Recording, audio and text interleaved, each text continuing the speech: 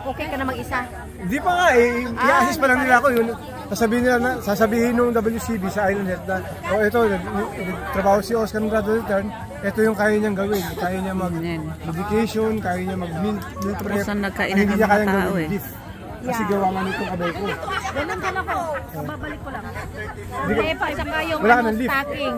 Wala muna. Kasi matatagalan to. Hindi nga nila alam kaya gagaling. Kaya lang, ang pahinti ko nga, puro mga ukang-ukang. Puro mga drugs eh. Bisa ko makatingin sa'yo, kala mo, ano ka eh. Okay lang yan, basta dipisahan mo yung kamay mo. Nakaharap sa kanila eh. Hindi naman sila nananakit. Yan, dito namin sinelebrate yung birthday ni Nana. Ito, nagsipagbalot. Alam mo mga Pilipino, mag-sharon-sharon sila. O, see? Yan, ganyan. Marami pa. Yan, ang lawak itong park na to. Ano, dito yung kasama namin, o.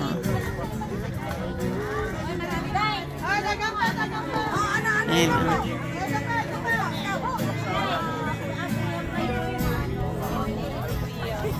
Yan nakagawian na yun, ang dami naming ano. Ito. Ito, magsipag Sharon sila. Oh, Sharon. Sharon.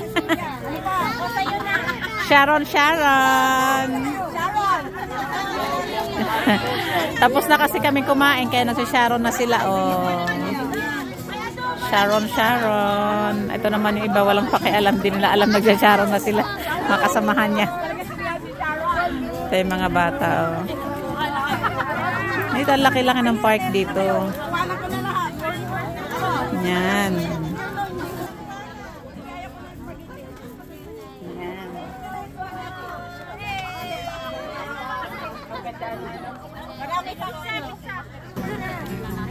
Kunin mo natin.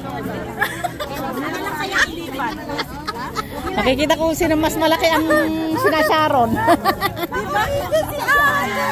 Hindi ako nakuha. Kulang ang sandok. Ebidensya. Ayaw to. Ayaw nyo to.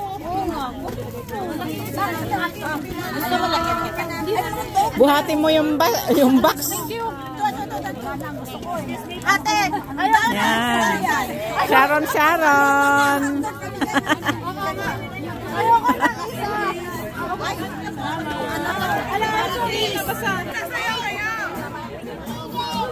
Yan, parang binagyo.